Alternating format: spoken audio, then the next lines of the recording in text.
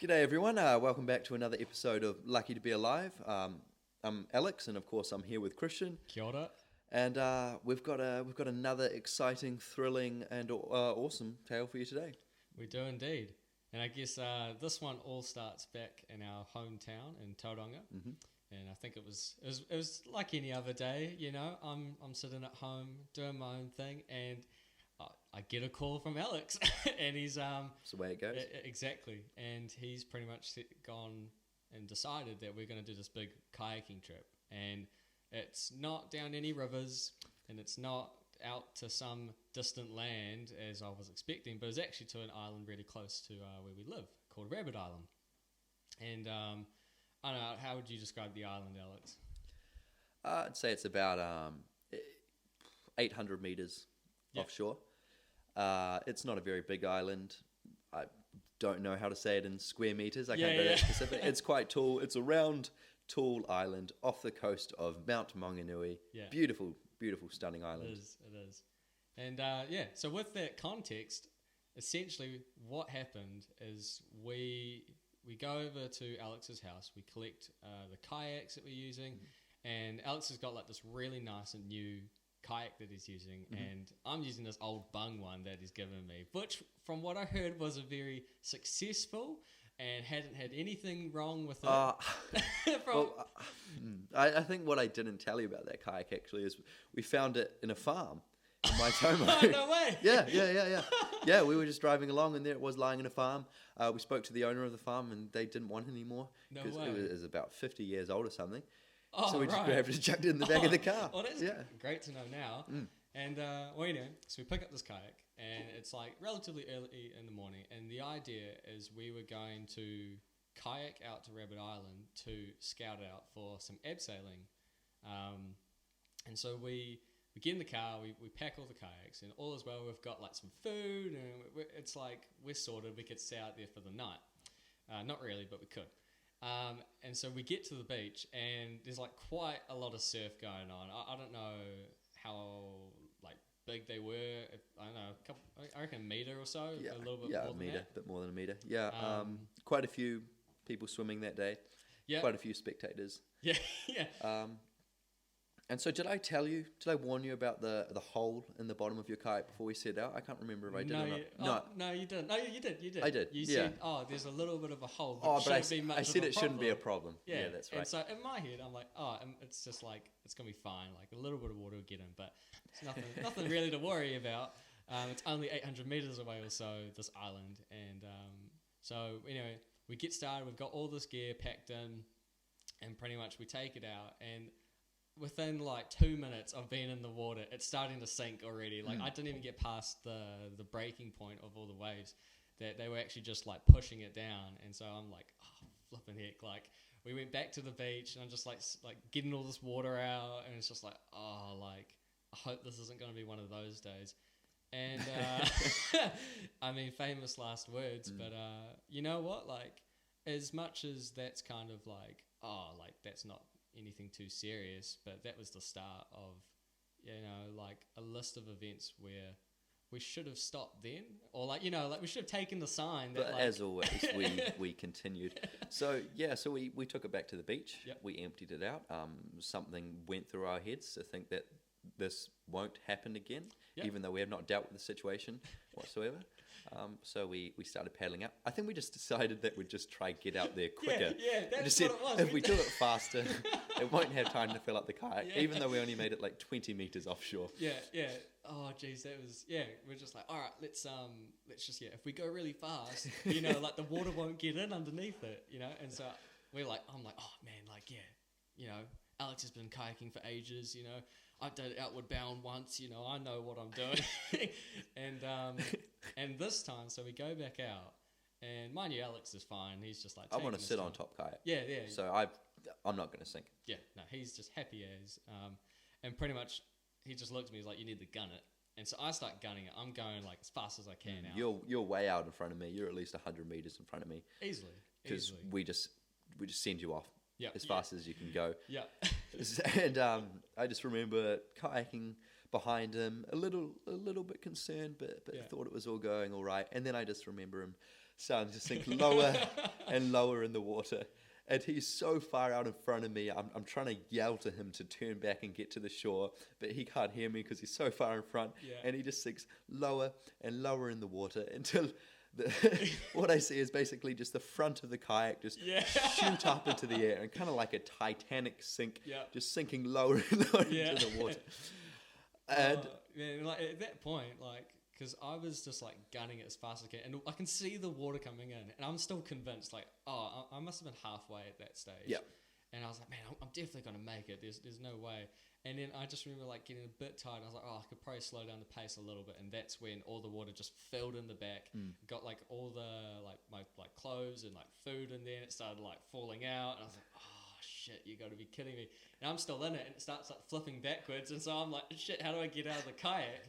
And end up getting out of it, and I'm like, you know, just like hanging out on top of it, because I figured, well, like, you know, there's still air in it, but it's still filling up with water. Yeah. And so I just remember at this point, I'm like seeing you, and I'm just like, dude, you need to get here like ASAP. This thing is gonna sink. Well, quite an important thing I should add actually is normally when you're using a kayak like that and you're taking it on a kayaking expedition like that, you put some inflatables in it, just anything in the back of it, just something that's going to keep it, give it a bit of flotation if something like this happens. But that day there was nothing in the back of that kayak. That kayak was going to sink. Yep. Yep, pretty easy. No doubt about that. So I'm rushing out there as fast as I can get there, and by the time I get there, you're out of the kayak. Yep. And the kayak's just slowly going down and down. And and so we ended up getting it. I mean, with like, it took a long time. I think we were there for like 15 minutes trying to get it on top of your kayak. Trying to perform an X rescue. Yeah. Which is basically when you just drag the kayak up onto my kayak and then just try lift one side of it up to empty it out. And basically, I don't know. Yeah, I mean, like, it was tricky as, because especially I'm in the water too, and I'm trying to push it up, but I'm just pushing myself under, because it's too heavy at this point where like I don't have any momentum to carry it up. So yeah, I think we're there for like a good 20-30 minutes just like trying to... Oh, at least. And you'd manage to get it up onto the kayak. You'd finally manage to heave it up, and then all the water would just rush to the other side of the kayak, and then it would just flip over the other side. I mean, we must have looked quite a sight from the beach. Yeah. It just would have been like... Oh, I tell you what though, here's the dumbest thing that happened. And so we're struggling, all right. You can tell that something's gone wrong. And there's this boat that's coming towards us. And I remember like seeing this boat. I was like, oh, okay, this boat's seen us. That's knows right. that we're struggling. And it's just like, oh, gonna come and help us. And he drives straight past us, like a couple meters away, and looks at us and just keeps going. And we're just like struggling with this kayak full of water in like the middle of the ocean. We're like, damn, like, man, what's this guy up to? And then his wake probably filled the kayak even more than it just made the situation worse. Yep. But anyway, after about probably at least 30 minutes, we managed to actually empty this kayak, and we didn't make the decision to head back to the beach. We thought, because we're at the halfway mark at that point, so we're like, we'll just gun it again to the island. And thankfully, we made it to the island. We did actually. I think we actually towed your kayak behind mine. I think we set up like a rope. I remember. Yeah, I think you swam it. You swam the rest of the way, and we just towed your kayak to the island. Yeah, that was definitely not fun, because I was already tired from having to heave all this water and the kayak as fast as I can. And anyway, and so get to this island, and we're like, oh, thank goodness, man. And so like we get all the water out, and we're like, oh, cool. Well, let's use this kayak to go around the bay and like check out all the rocks and all that, which is just such a bad idea, especially knowing what's just happened. Yeah. And the exact same thing happened again like 15 minutes later. We just must have some kind of defect in our mind. We must yeah, I don't know. Something's wrong with us. Yeah, I think so. But the reason we were going around the side of the island is because originally our intention that day had been to go find a place on the island, because it's got really sheer, steep cliffs, and we're really into our abseiling. I mean, we abseil off everything that we can bloody find. Yep. So we went around the side of this island trying to find a good place to set up an abseil, and well, of course, what happened is we just sunk again. Yep. Again. Yeah, it's exactly what happened, and it was like really tricky, because the waves were getting like pretty big, at least like crashing on the rocks, and so they were making all these eddies, but like the eddies weren't like in good spots. So like I was getting like pushed into these pummeled. Rocks and just like getting absolutely pummeled, and this kayak's just sinking. And at this stage, like, I didn't care about the kayak. I was like, if it sinks, I couldn't care less. I was like, but then I was just thinking, I was like, well, how the heck am I going to get back to shore? That was like my concern. And I was just like, like, we just got to like toughen up and just like work it out. To be honest, I was quite concerned about my kayak. And anyway, but in saying that, we did actually find the spot to abseil from. On the northern side of the island, really sheer, steep cliffs, at least around 40, 50 meters high. And it went into like this like huge cave almost. And yeah, so it was really cool. It was actually awesome. Yeah, the whole cliff kind of concaved in, so you're just suspended there. Beautiful view out to sea. We brought all the abseiling equipment with us that day. Yeah, we didn't do it though. But no, we thought our main objective for the rest of the day was just to get you back to shore. Yeah. And then, so like that happens. And so that's like the first time we go to Rabbit Island, at least, for me. But there's another time that Alex went to Rabbit Island. Yes. Which was before. It was at least a year before, I think. Yeah, which is just like, just to say, is like. It's a cursed island. It really is. Yeah. Anyway, do you want to explain what happened on that island? Yeah, well, that day I was going with a good friend of ours, Jerome Morris, and I thought, this is a cool island. You always see it when you're walking along the beach, and it looks really awesome. It's pretty wild and crazy island. So I said to Jerome, let's just kayak out there and spend the night on the island, and then just come back in the morning. So we only had one kayak at that point, so we loaded all the kayak up with our overnight gear. I was in the kayak, and we just towed Jerome behind us through the water. Yeah. And we got to the island. You can climb right up to the top of the island where you've got an amazing view out to sea. And we set up our hammocks for the night there. It was just awesome. And we were laying in our hammocks that night. And I guess I checked I hadn't checked the weather forecast. But in the morning, the weather just looked, really nice. So I was thinking, we don't need to bring any actual shelter.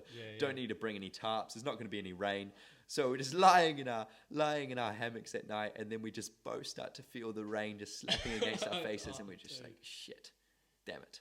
And then it just started to pour down, like really, really pour, and our hammocks got drenched, our sleeping bags got drenched. And this was at about 11 o'clock at night. It was not a good situation to be in because it was winter as well. We were absolutely freezing, no shelter. And so we got out of our hammocks and we just started scouring the island for some kind of shelter. We tried to build something out of sticks, but that wasn't going to work. And so we get back down to the coast around the island, and we just start traversing around the side of the island, looking for some kind of shelter created by the rocks, and we find this cave in the side of the island. So we say, well, there we go. So we crawl into the cave, and what we didn't expect is for this cave to just be absolutely full of pigeons, like hundreds and hundreds of pigeons in there, breeding as well, and far out. Pigeons are they're the king of jump scares. They're frightening things, so they'll just fly out of nowhere and give you a fright. So anyway, we spent quite a long, miserable, wet night in the cave on Rabbit Island, just absolutely chock-a-block full of pigeons. And it was awful, but at the same time, a lot of fun. Yeah. And well, that was another adventure we had on Rabbit Island, and certainly one to remember. Yeah. Well, I'll tell you what, with that island, now I think about it, is that all the times we've been there, it's been like an amazing day, and it always progressively gets worse. Like when the kayak sunk, it was a stunning day. Like everyone was at the beach, it was great. And then the kayak sunk. And then with your one, it was a beautiful day, and then it started raining. And we slept with the pigeons. Yeah. And that's, that just goes to show, like anything's possible. Anything bad is possible too. Anyway, and so that's a year before the kayaking incident. So that's two incidents where things have gone wrong in this island. And so it comes to maybe a couple months after the kayaking incident. Yeah. It wasn't too long after. And pretty much Alex and I decided, let's go back to the island and abseil at that spot that we found. And we collected a few of our mates. One of our mates had like this dinghy. Yep. And we just decided, like, all right, let's make a full trip over. We bought a really big ocean kayak. Is that right? Yeah, a 2-man sit on top. Yep. and then we came right round to where pretty much the kayak sunk on where all the eddies were and all the rocks were. And it was a really calm day, at least, at that stage was really nice from memory. And then flipping it, setting that thing up was like pretty dodgy. I mean, you set it up, so I just remember coming up and just seeing this rope tied from all the trees that the trees were pretty flimsy, so I just tried to include as many trees as I could in my knot. So if one of the trees broke, there'd be another tree. It was not that safe at all, to be honest.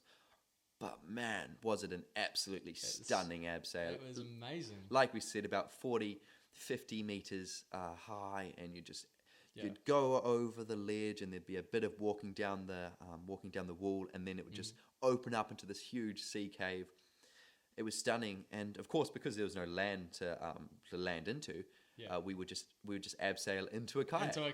We'd abseil into this 2-man sit on top kayak, and then the kayak would just take you back to the boat, and then the next person would go down into the kayak, and it was a technical operation, but so worth it. Beautiful. I tell you what, though, because you were the first one to abseil down, which is fair enough, because I did not trust what you had done to set that rope up. But I was in the kayak below, and it's such a mission because you had the current pushing you into this cave. Yeah. And then the idea was that the rope had to be in the kayak so that when the person abseiling, they drop down straight into the kayak and not into the water. And at this stage, was starting to ramp up with the waves and all that.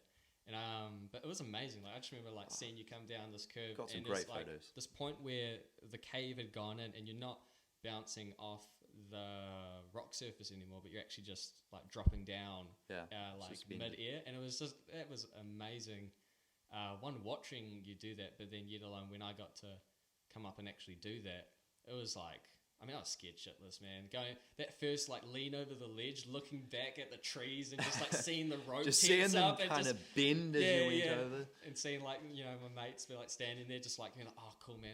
I'm just thinking is this the last time? These are gonna be the last people I see ever in my life. And but fire, it's amazing. And because where we came out, it was actually quite tricky. You couldn't just lean back to get over it, because it was just crumbling dirt. Yeah. And there was lots of overgrown trees in the way. So you ended up leaning back into all these branches, and you're just trying to bust your way out. But going down that rock surface was just that was amazing. And and another thing, quite miraculously, we all managed to land quite elegantly in the kayak down below. It's actually so true. I was definitely expecting somebody to fall in, but never mind. Maybe next time. Yeah, actually, that worked out surprisingly well. Despite the 2 previous events at that island, it was almost like a forgiving time between us and the island. And finally welcomed. Finally trusts us. But that was amazing. We actually had a few people on jet skis coming around and checking us out. Yeah. And it was just really cool. It was one of those times when you're man, I'm living my life to highly doubt that anyone has abseiled there before as well. I think we definitely discovered that spot. Absolutely beautiful. Yeah, 100%. And it was such an amazing time looking out the view. It was just a stunning day, and it was one of those moments where you're just man, life can't really get any better than this. And it was so cool. And anyway, and I just remember we ended up packing up, and it's all going real smoothly, happy as. And there's strangers rock up, and it's there's 2 guys on this jet ski, and they're the most bogan guys I've ever met. At this stage, I think you're on the beach or something. I'm up the top untying the knots, I think. Yeah, that's where you are. And I'm there with my friend Cameron, and pretty much we end up having this beer with these random dudes, and I think, oh man, they were incredibly drunk, weren't they? Oh, they were absolutely goners, trying to fish and all that, and one of the dudes ends up casting his rod and ends up fully just falling into the water, and it was awesome. And there's this boat that was just coming past with all these chicks on it, and they were spending ages talking to these chicks trying to get on this boat to have a party with them. It was just hilarious. I was man, what a great way to just see this happening and then just go on our merry way.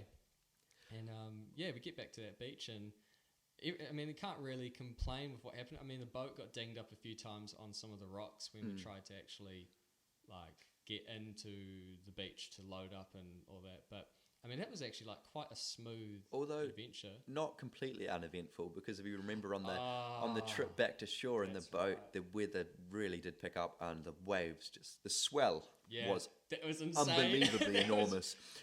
Yeah, that was bad. Actually, we got absolutely drenched for one thing, because the spray. There was so much spray, and I thought we were going over. I didn't think we stood a chance. I got bruised up pretty bad. Yeah, we were thrown around that boat.